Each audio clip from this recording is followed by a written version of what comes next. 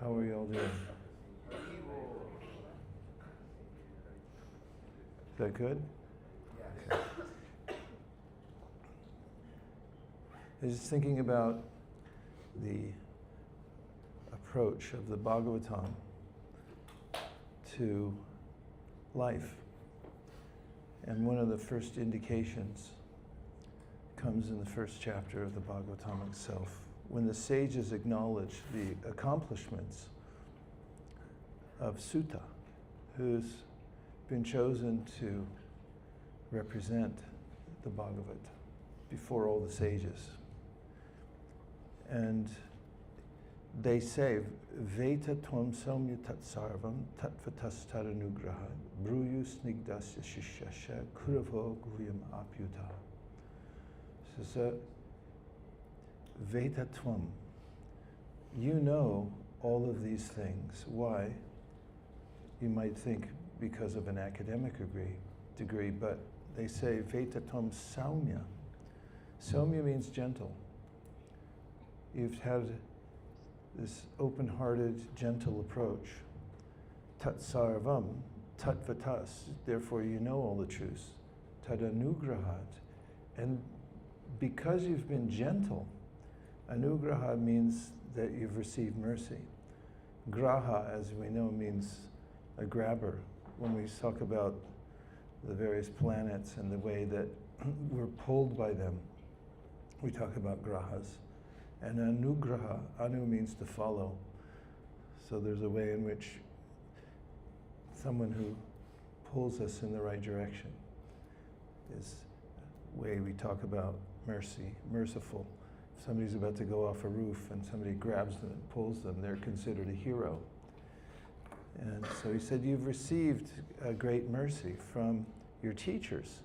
Tat sarvam tat vatastadanugraha bruyu snigdasya sikshasya guravo guimapita. And he talks about how you've been able to receive knowledge from your teachers because of your attitude. And there are various attitudes to gaining knowledge. I mentioned recently and was interested in George Washington Carver, who had a unique approach to science, which is represented by a few statements he made, at least partially, that if you love someone, they'll tell you all their secrets.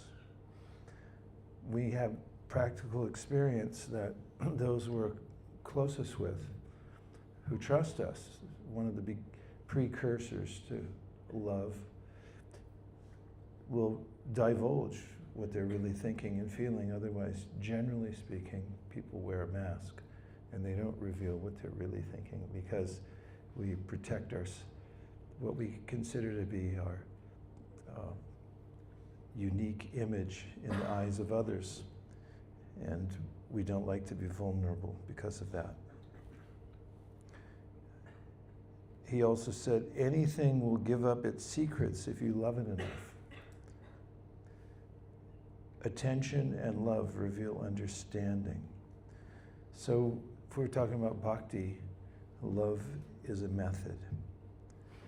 And going into although it sounds contradictory, love and methodology, we might talk about the beginning stages of bhakti. And one of the phrases that I conjured from this is disciplined attention. We have this experience when we relate to others, that if we're disciplined in the way we attend to them, or even in a simple conversation, you notice the subtleties of people's interaction with you. For instance, a slight deviation of their eyes when you're talking, you might say to them, oh, you have to go, right? What to speak if they go like this? That's a cardinal sin. You know, like that when somebody's talking to you, or look at your phone or something like that. No, I didn't mean anything. It was just, I was checking the time. It's like, why were you checking the time? You didn't give me your full attention. So when we chant Hare Krishna or when we listen, we may think, well, I don't have this love, but we can have disciplined attention. And this is the Vaidhi process. Before we have this full-blown sense of love, which incidentally is not based on some mechanical process. It's a relationship. We have a relationship with Krishna. And the ontology of it is that we're small and Krishna's great, to be perfectly frank. And in Krishna's greatness, he has the power to reveal himself to us. If you're going for a job interview and you really need the job, and they don't really need you, they're going to listen to 200 applicants. What is your attitude when you go in? Consider that. That relationship, I'm not saying it's synonymous with our relationship with Krishna, because unlike a cold-hearted employer, let's say, Krishna is always our friend. Gajendra says this when he talks about being in peril, and he tells the Lord that you're always attentive to me, not just when I pray. Even before I come into a hyper state of neediness and start praying to you, you already are attentive to my needs and desires. You've always been fulfilling them, and you've always been there for me. It's just that now I've woken up to another state of consciousness and I need you. But we have to consider our relationship with Krishna. This is the methodology of bhakti. It's not that we pry knowledge from the absolute truth. It's not that we demand or that we have a sense of entitlement. All of these are prohibitive of realizing our relationship with Krishna. This is one of the topics Krishna talks about in the Bhagavad Gita in the 13th chapter, when he talks about our relationship with the world, that we're consciousness and the rest of the material manifestation is mechanical. And we're very different from the mechanical nature of the world. And then he gives this list of 20 attitudes that allow us to understand our nature and the nature of God. And it starts with humility. And then the second one is pridelessness. And it goes on from there with very non-scientific approaches. So scientific in the terms of the idea that the empiric observer through discipline and the controlled experiment can pry knowledge from the material nature. God can't be controlled. So how are you going to have a controlled experiment? You have to be humble. And so disciplined attention and patient attention. This is something that Rupa Goswami mentions in the Upadeshamrita. To be patient. It's something to be practiced. Be very patient. George Washington Carver talked about how nature, he was an empiricist in a sense, and he just approached science in a slightly different way. He said, nature responds to patience. And therefore truth, he said, is revealed gradually, not extracted violently. Careful observation opens possibilities others overlook. So it's also an exciting part of our practice to be curious about who we are, what our attitudes are, to be observant. It's possible in an organization which is social to compare ourselves with others. and then to think, well, I'm not good enough. And look at that person's chanting with their eyes closed. They didn't fall asleep. I can't do that. Or whatever it may be, we may come into a realm of comparison, which may not be helpful to us. Better to be self-observant, and Krishna says to Uddhava in the conversation they had at Dwarka, that be who you are as far as your qualification goes. Don't try to conjure a higher level or portray a higher level than you are. He said that's very respectable.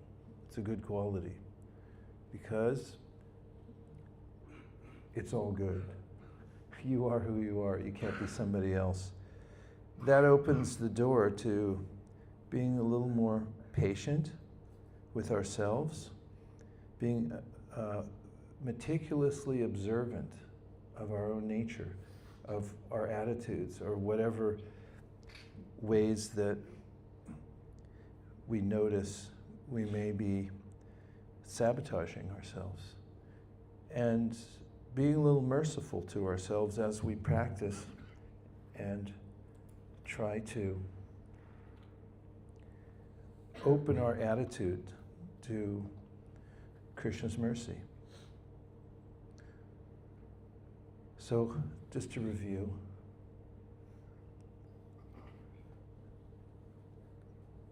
our attitude will be helpful in advancing.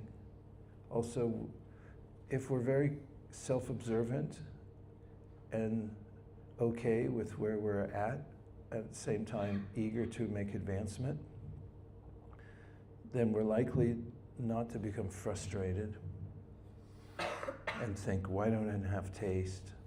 How will this ever work with me? We have a relationship with Krishna, and it's all to be revealed. And it's revealed, Krishna will reveal himself willingly at any stage of our advancement, and is. So we can think about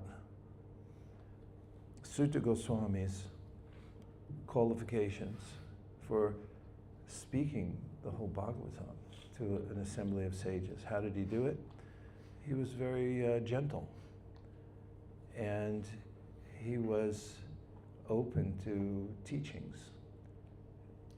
and they're admiring those qualities above all others. Final summary. Perfect knowledge requires a perfect method. And in bhakti, here's the perfect method. Very simple. When Krishna gives the essence of the practice, he says, Manmana bhava mad bhakto. Just a few simple things.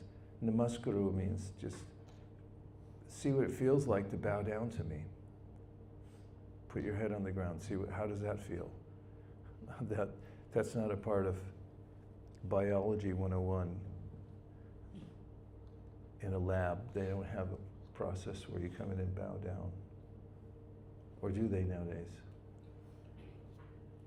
No? Okay. So perfect knowledge. And then perfected sound versus defective sound. It's actually a word. Perfective and defective are counterparts. And perfective sound comes when we're chanting with a sense of helplessness and humility. Defective sound, even if we're chanting Hare Krishna, comes when we're demanding or we have a sense of entitlement. Doesn't work in the realm of relationship. In fact, we know when people are trying to manipulate us, right? Most of the time. If we don't immediately, it becomes apparent later. But Krishna's very sensitive because he's the supreme sentient. Therefore, it's sensitivity that wins the day when we're relating with Krishna and when we're chanting. Other point was reality is greater than us and has not only the ability but also the will to reveal himself to us. So that's on our side. And if you love someone, they'll tell you all their secrets. Those are a few thoughts in a little basket, and let's have a discussion. Yes?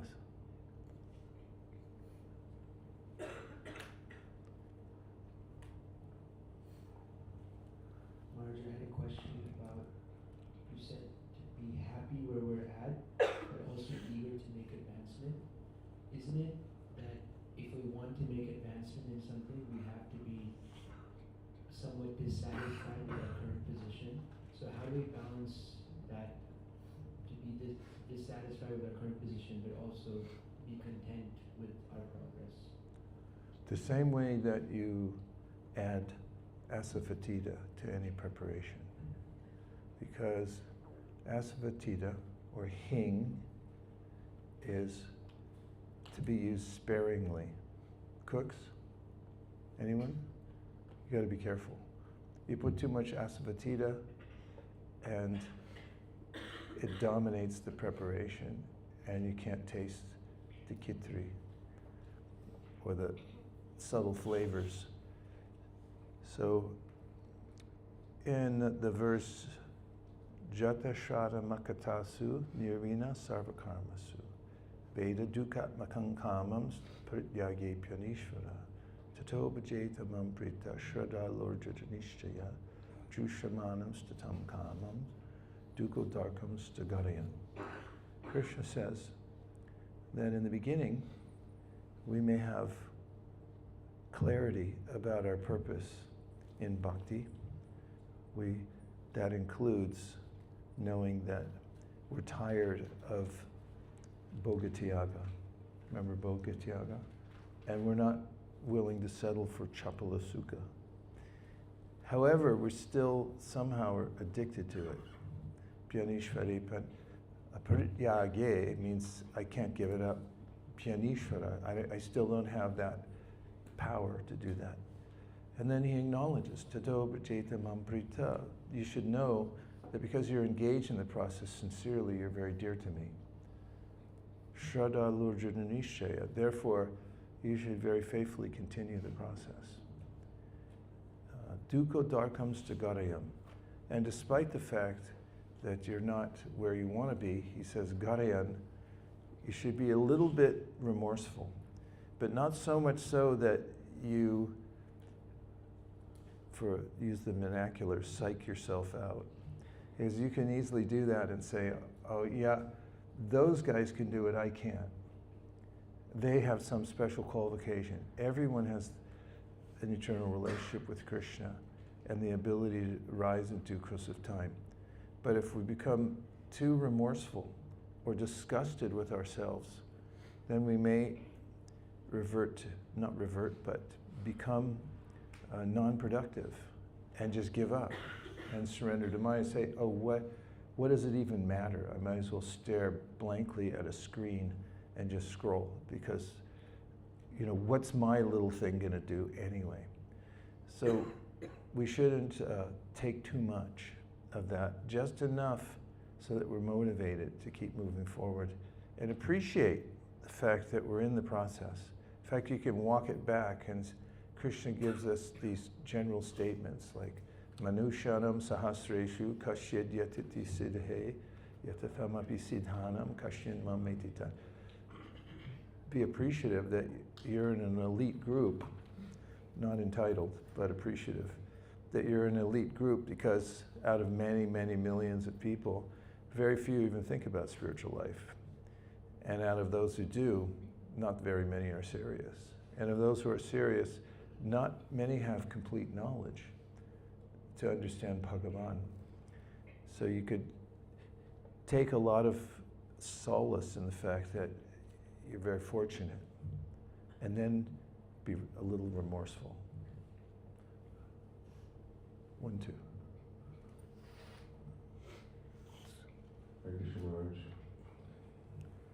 when we know that we are performing nam-aparads during our chanting, when we continue to chant, we're accumulating more of that negative reaction from those nam-aparads. But then how do we also strive to maintain a consistent number of rounds when we know that for some portion of those rounds we're committing nam-aparad? What is the negative reaction you're referring to? Or, for example, by blaspheming devotees, which is an example of a nam-aparad, we're halting our spiritual progress. Or if we're performing inattentive chanting, we're halting our spiritual progress. So don't blaspheme devotees. And also pay attention when you're chanting. But then it would be easier if I reduced the number of my rounds and was completely focused during those reduced number of rounds versus to increase the number of rounds. Sometimes it's easier when you increase the number of rounds because you need a little momentum. If you chant too few rounds, and let's just say you chant 4 rounds, have you ever had the experience of, okay, you chanted 8 rounds and you didn't get into flow until 7.5 rounds? And how will you ever know? And sometimes it takes a while for the mind to settle down, and if you chant more, you might think, oh, I'm being inattentive, and then you can come into a state of, now I feel satisfied being attentive, and I'm feeling happy. So chanting more is the prescription, but Padma Purana gives nama-parada yuktanam naman yeva harantyagam privishani priyuktani name varta karani cha. The verse specifically says that if you're chanting offensively, you should chant more, not less. Prescription, Padma Purana. Keep chanting. In fact, Prabhupada says in the verse, Shri Prambhavati Dharmatma, you know that verse? It follows Apichet Sudaracharo, which means that you're engaged in devotional service, but your Sudarachara means like you're really, there's some still lingering worldliness there, to say the least, because Sudarachara is a very extreme term. And Krishna gives this assurance that if you keep going, Shri Prambhavati Dharmatma Shashvas Shantim Nagachati, you're going to be successful if you keep going. What's Prabhupada's response in the purport to that verse? He says, or his commentary, he says, if you are fallen, if you're offensive, then you should chant without stoppage. So try that. Rather than reducing, try to increase. And at the same time, we have free will. We're not dead stones. We don't have to succumb to the offenses. You can stop blaspheming devotees. And you can also practice what I mentioned here as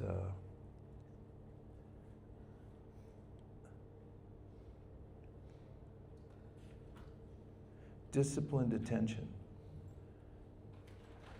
You're disciplined. Of course, you have a natural talent, but how did you learn to play Madonga like that? Or, play.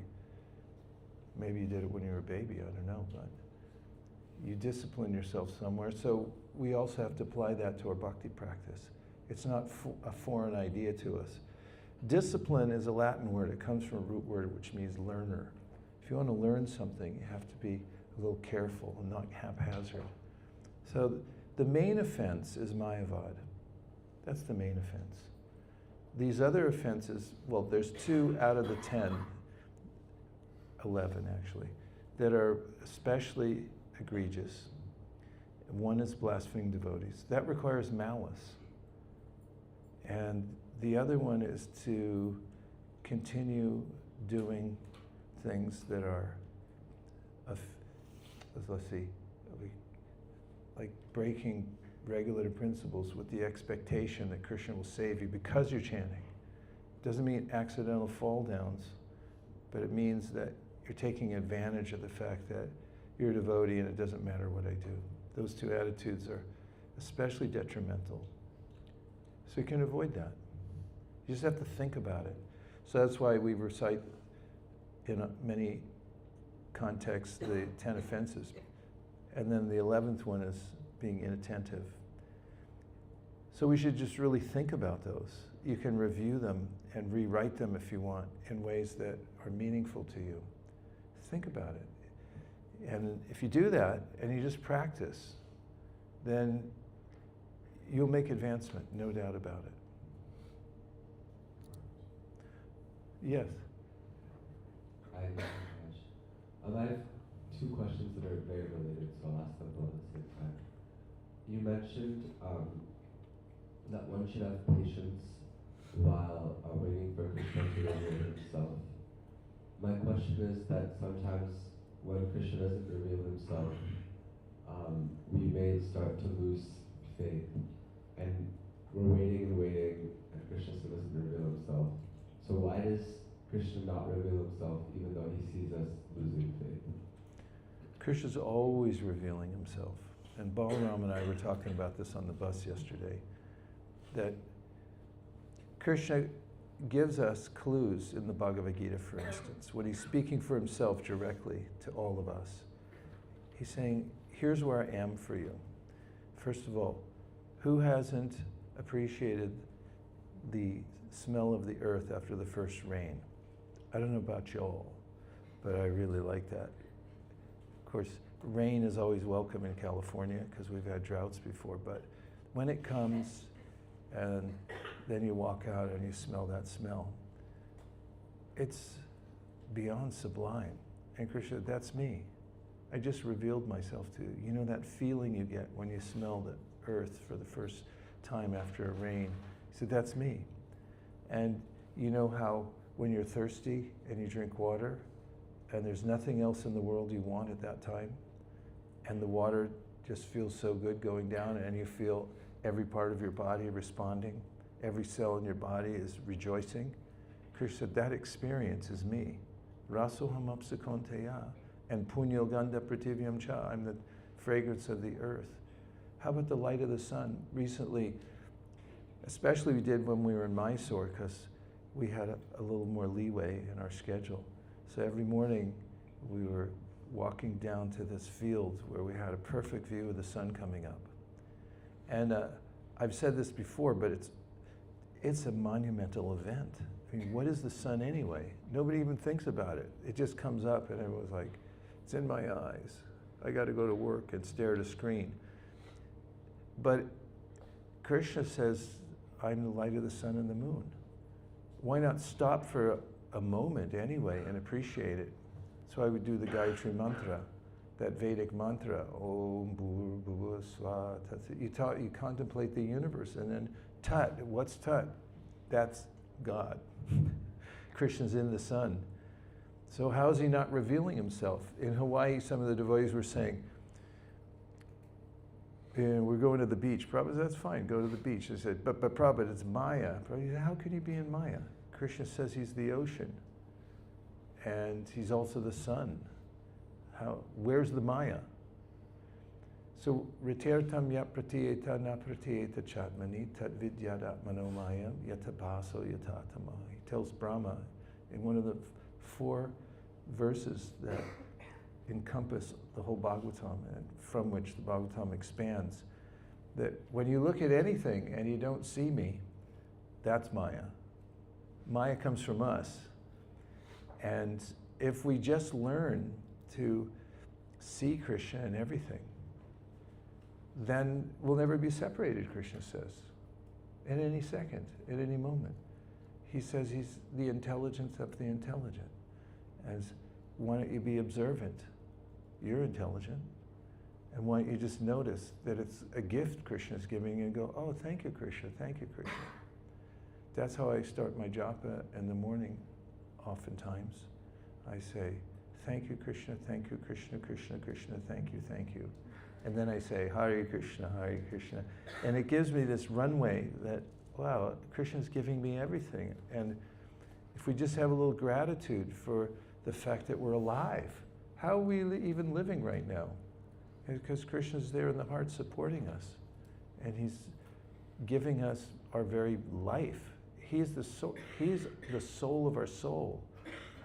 So we just have to, Krishna consciousness just means becoming aware of reality and not going into the darkness of forgetfulness. So just remember Krishna and you'll be fine. I mean, you're already fine. You'll just get better and better. I had a second follow-up question. Thank you for the answer, but one more question based off of what your answer to Shrika was. You mentioned that the main thing that we should worry about is Mahavad. And I mean, Prabhupada said Prabhupada's Brahmatas if one finds that within their consciousness there are traces of Mayavad or atheism, is the solution still just to sincerely chant, hoping that Krishna will remove the doubts from within? No, we should study the philosophy.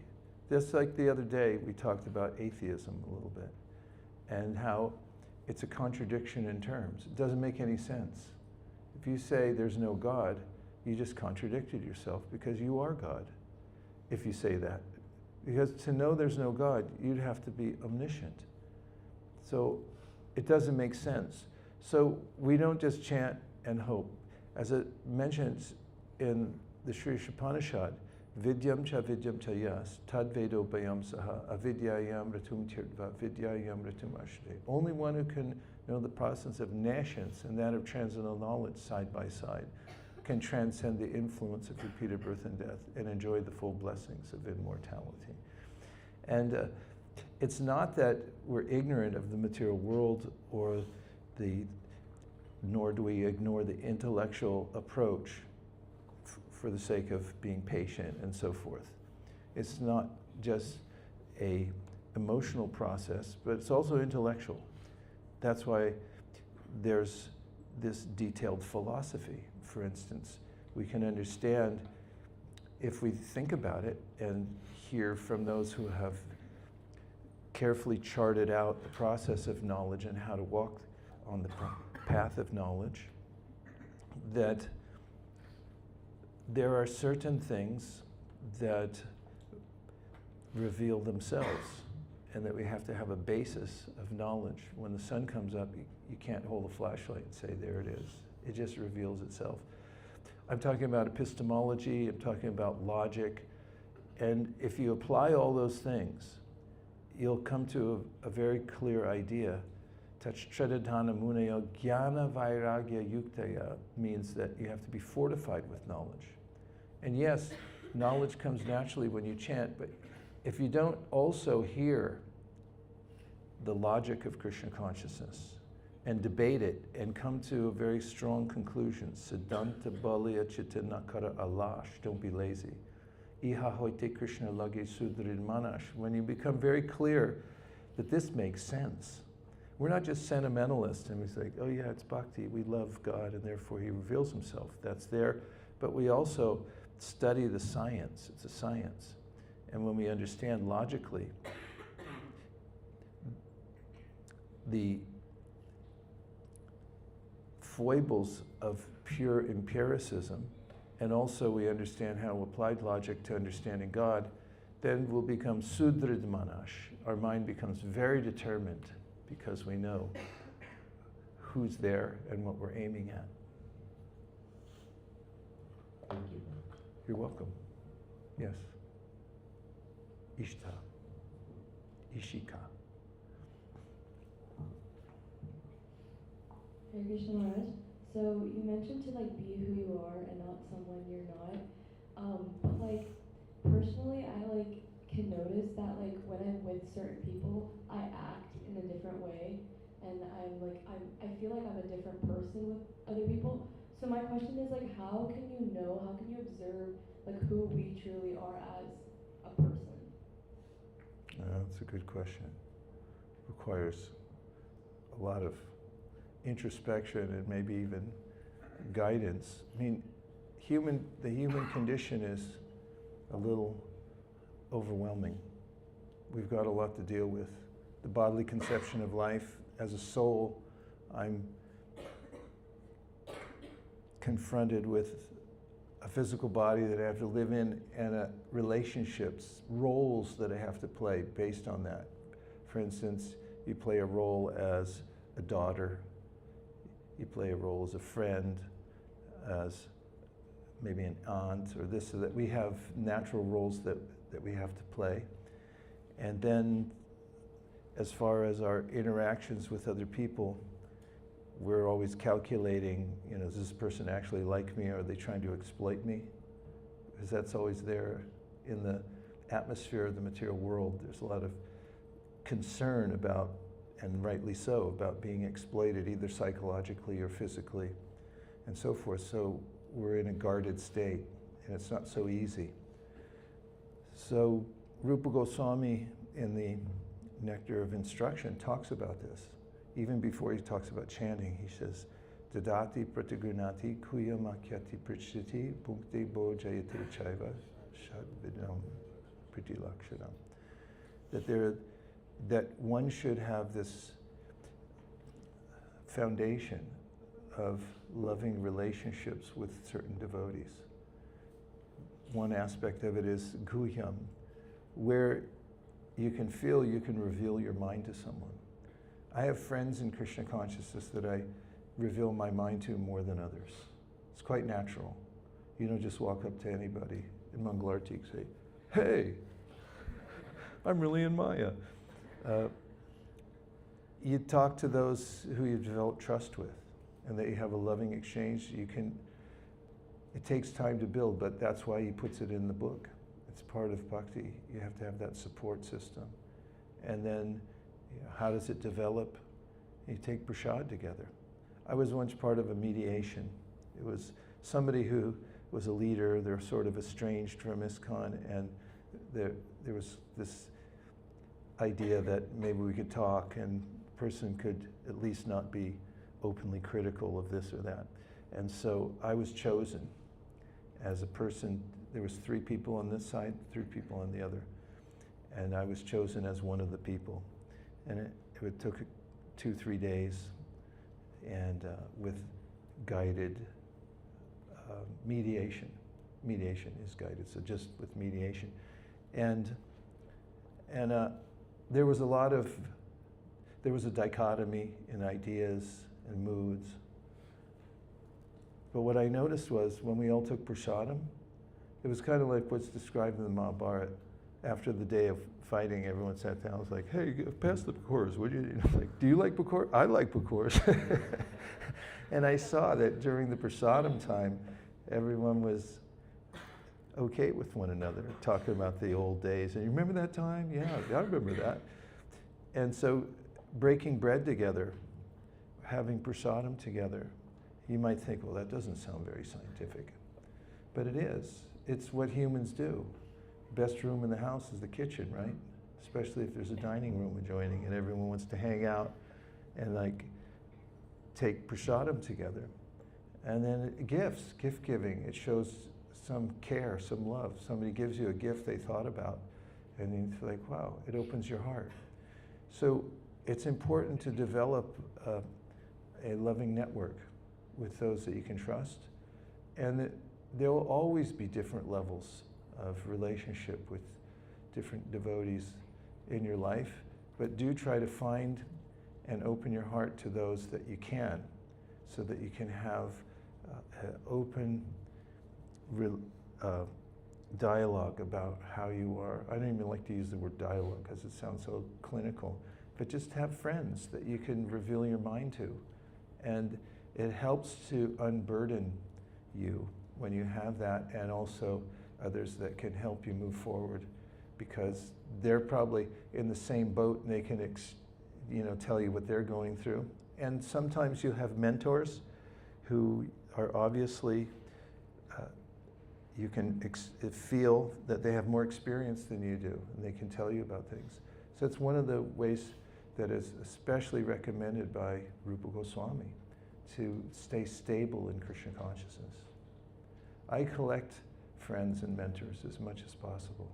Everybody has something to offer. And of course, we should have appropriate relationships. Rupa Goswami says, Tanna, Tannamaru, Tanna. What's the verse from number 5? Krishneti yasya giritam manasa. You know, these 3 levels. You observe different levels, but it's important. So try to develop that with others. Does that help? Thank you. Okay. Yeah. Hey Krishna Maharaj, so you mentioned humility, and humility for me is like a very broad and like concept that's kind of hard for me to grasp, especially like when there are achievements that I've made. Of course, I've made them with Krishna's mercy, obviously. You know that theoretically, sorry, whatever. I cannot say that word very well. When I have like the general concept of okay, whatever achievements I make because of Krishna's mercy. But when people praise the achievements, and you know, it's very easy to become like proud and a little puffed up. So are there like some starting steps to humility that we can learn? I was in the room, I talked about conversation where I'd mentioned it last night and the night before. I was new to Krishna consciousness, but I'd been engaging in service as part of the Sankirtan party. We went in to meet Prabhupada. And during that time, remember I said, Prabhupada said, you must also read the books. Remember that? It's the same conversation. Prabhupada was sitting behind a desk like this, while he was on the floor. And one of the devotees praised Prabhupada and said, Prabhupada, it is all your mercy. And Prabhupada slapped the table and he said, it is not. And everyone was shocked. And there was a silence in the room. And then he said, it is the mercy of my Guru Maharaj. And Prabhupada would pass the praise up to his guru. He just push it up. And then, of course, humility, you have to see it in different contexts, because there's a way in which, when we see it in around 1970, there was an undermining of Prabhupada's authority that came from some of his godbrothers. And it showed up because some of Prabhupada's disciples had associated with some of Prabhupada's godbrothers who convinced them that Prabhupada wasn't really the founder Acharya. It was really Srila Bhaktisiddhanta, and he was just one part of it. They were undermining. And it came out, one of the books they had published, they didn't mention Prabhupada as founder Acharya, nor did they say Prabhupada. Because that was a contention some godbrothers had said. Srila Bhaktisiddhanta was called Prabhupada, you can't call him Prabhupada, etc., etc. It's a part of the history. And then Prabhupada insisted that his name be listed as the founder Acharya. And he also allowed and welcomed his devotees calling him Prabhupada. So someone may say, well, that's not very humble. How is he taking credit?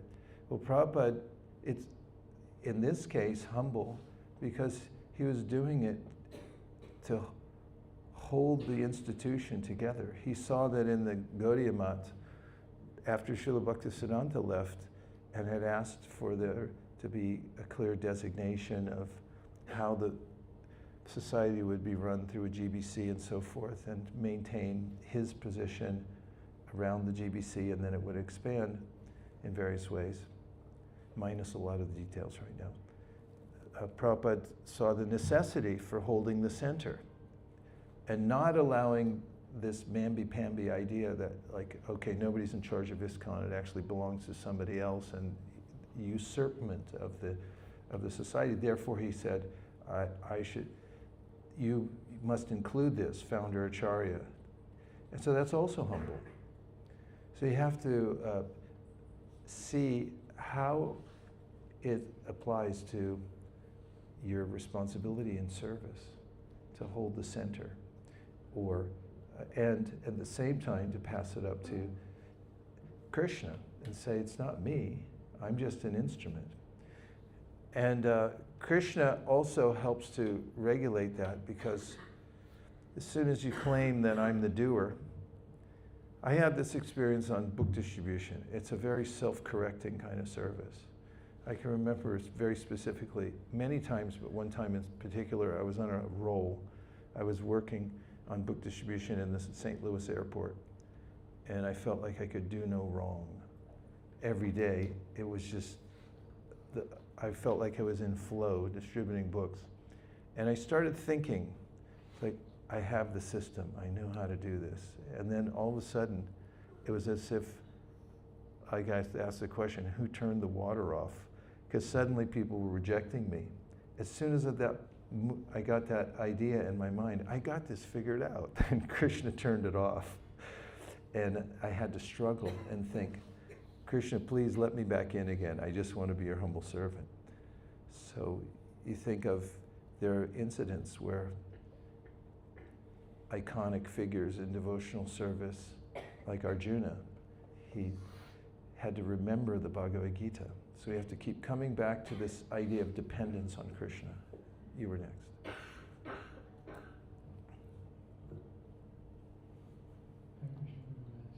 So you mentioned how we should not try to portray ourselves more than what we are.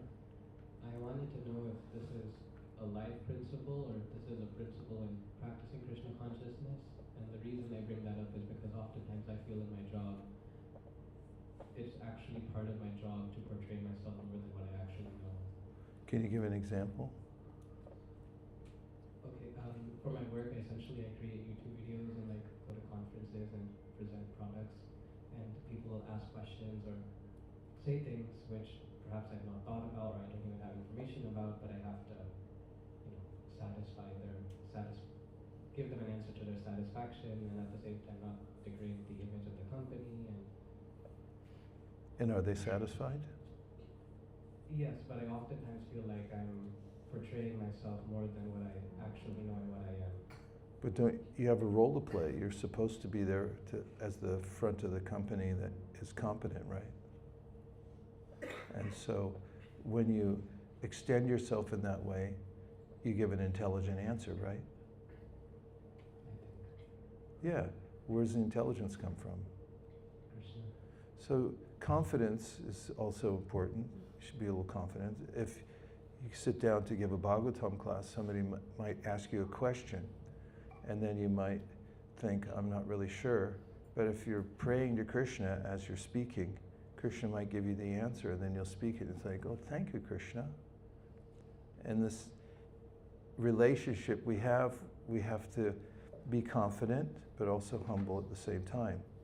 And so if you're given a responsibility, you may not know your way forward, but you do know that Krishna knows the way forward. And if you're always in a prayerful mood, this is the perfective mood, then Krishna will guide you. Brahma was in a deep state of confusion because the earth had fallen into the nether regions.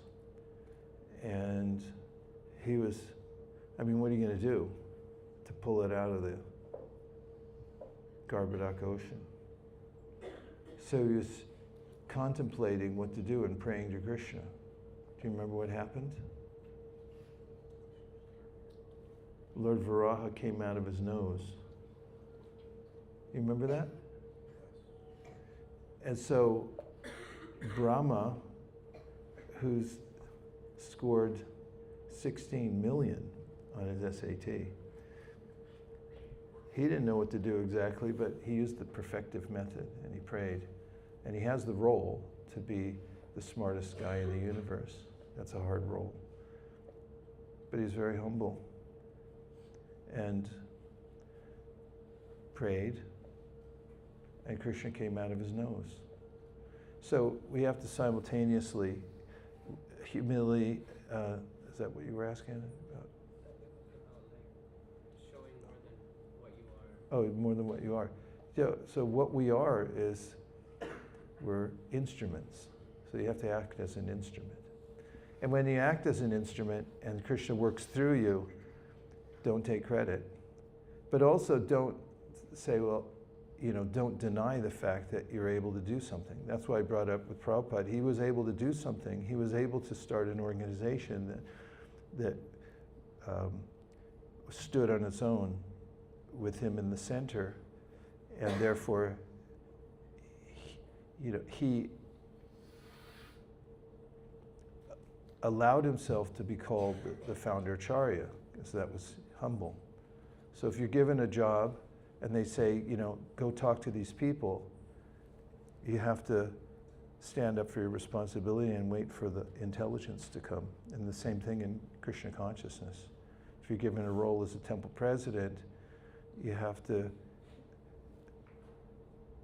be there and be brave and confident and allow Krishna to work through you. Leadership 101. Be humble, be open, and also be confident. That's why a lot of these go together. They fit well together. Confidence, patience, humility, they all come in the same batch, right? Okay, we just have a couple more. Yes? Hare Krishna, Maharaj. Okay. You mentioned that understanding the absolute truth can't be done just using a scientific process because it requires certain qualities like humility, pridelessness, and it's not possible to just understand the absolute truth using controlled experiments. And oftentimes an empiricist will just write off this way of approaching something because it seems unverifiable and subjective. And so my question is, how can we convince an empiricist that the process of love and devotion shouldn't be excluded from their epistemological domain? Empiricism isn't devoid of acceptance of something that's beyond their vision. For instance, you have to accept the fact that something exists outside of your mind, that you're not just conjuring everything in your mind. And that means that you exist and the world exists, it's tangible. And so for the very starting point, how are you going to prove that you exist? You get into circular reasoning as soon as you start saying, I exist because I feel I exist. It's like, well, that's not empiricism. You can't prove it other than the fact that you know. There's certain things that prove themselves, and you have to have self-luminous knowledge in order to avoid infinite regress. Aristotle talked about the ways in which you can't continually reduce things and say, prove it, prove it, prove it. Some things prove themselves. And the first thing an empiricist has to admit is that I exist. Otherwise, what's the point of your experiment in the first place? Okay, now prove you exist. You can't do it on an empirical level. And therefore, it's metaphysical. It's beyond the physical. And there are certain qualities that everyone universally accepts unless they're a monster. For instance, that justice is important. No, people naturally feel that it would be wrong to kill innocent people. Why?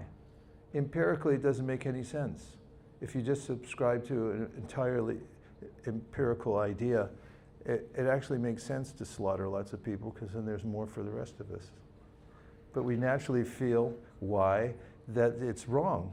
Because most of the way we form society is based on something that's not empirical. For instance, in the Constitution of the United States, Australia, Canada, who knows what other countries, just off the top of my head, are based on equality. There is no such thing as equality in the empirical world. Everything's different from another thing, isn't it? Nobody has the same musical ability as anybody else. Everyone has slightly different levels of intelligence or different kinds of intelligence. There's no equality on an empirical, measurable scale. So where does the whole idea for society come from that you base things on equality? It's metaphysical, that we should be just. How's that empirically proven? So you start with this logical process for showing how everyone depends on some basis that's beyond just empiricism. Last one. Krishna. On the topic of the idea of perfected and defective sound. Uh-oh, what happened? Oh, The topic of perfective and defective sound, you mentioned that perfective sound is something that involves attitude of helplessness, and when chanting especially, and with the example of Brahma, obviously, when he felt helpless, he immediately thought of Krishna, and Krishna appeared as Varaha to save the earth. But when we're not, and it's obviously easier to, I think, develop that helplessness when there's a real problem that we're facing. But in general, like on a regular basis, when we don't, obviously there's always problems, but we don't always feel like we're in that state of problem.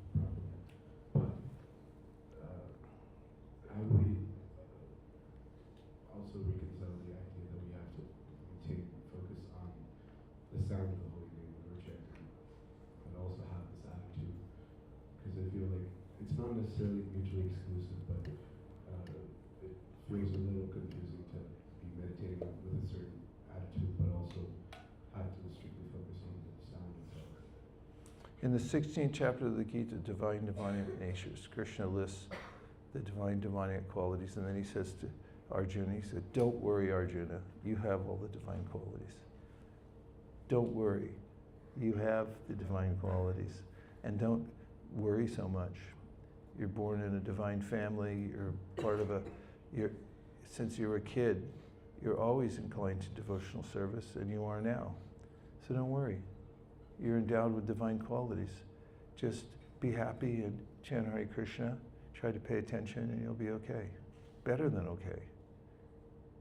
You're in the top percentile of the top percentile. Just be steady, use your life for the right cause.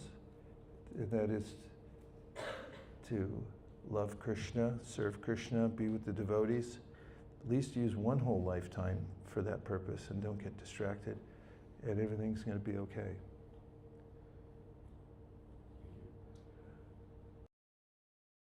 Srila Prabhupada, dear Shri Chaitanya Mahaprabhu, I'll do it after Prabhu makes his announcements. A word from our sponsor.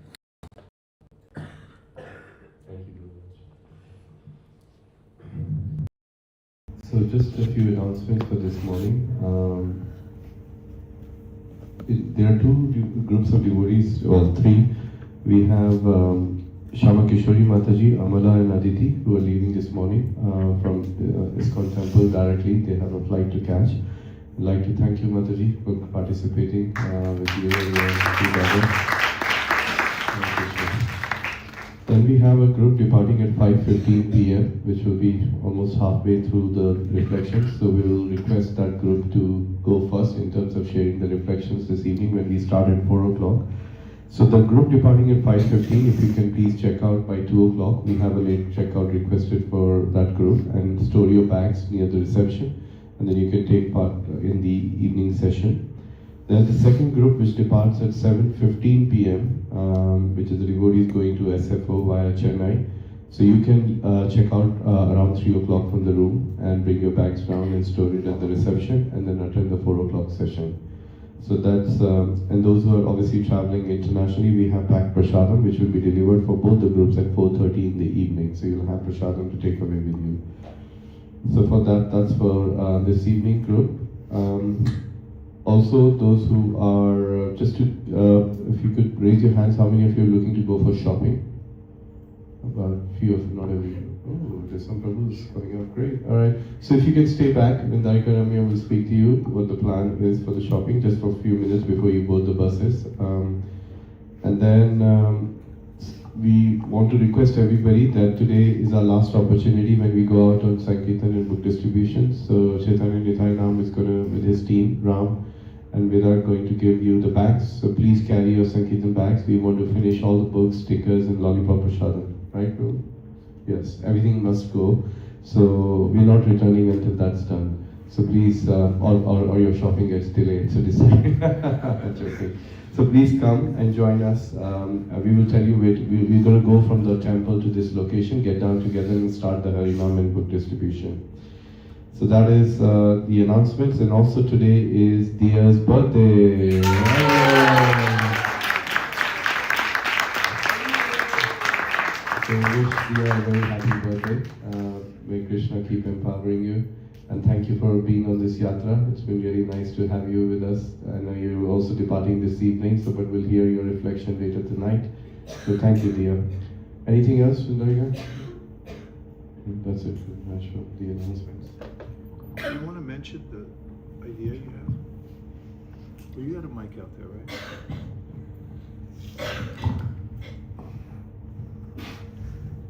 Hare Krishna. So for the reflections today, we thought of a way of how we can make it more organized and maybe make a better, some more lasting reflections that we could take home with us. So what we'll do today is that for the first 30 minutes of the Sangha, we'll take some time to meet in our Sangha groups and make each Sangha group will have like a group reflection.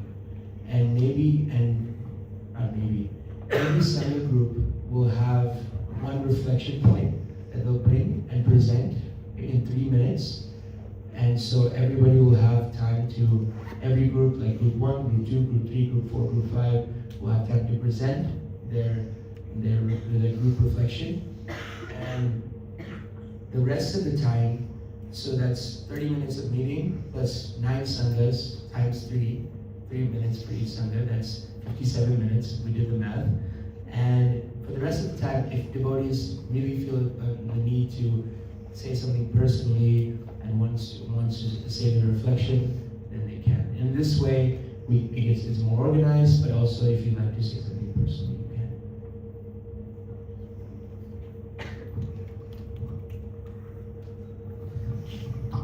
Just one thing, Shamakeshwari Mataji, Amala and Aditi, I'm conscious of the time and you've not had the opportunity to share. If you have a quick reflection, you can share it now, or you can send it to us, Mataji, this afternoon. We can read it for your reflections to the, also the same can go for Amala and Aditi. Unless you have something quick you would like to say, then we can pass the mic to you now, Mataji. Yeah, sure, can we?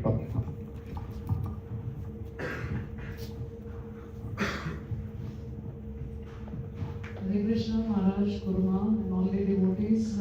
This has been a wonderful transformative experience. I'm deeply grateful that we were allowed to be here and be a part of this journey. And I felt very nice that my girls could join this group. Just the power of your Harinam, Kirtan, the experiences they had with the other kids, the youth sanghas, everything felt so wonderful. I don't have enough words to express my gratitude. But I really thank you for hosting this event for the youth. I think it is very much needed. And I hope we can have more such sanghas and opportunities where our kids can get positive Krishna conscious experiences, because they'll carry these memories throughout their lives and it will help them in times of need. So very, very grateful for being a part of this. Thank you so much.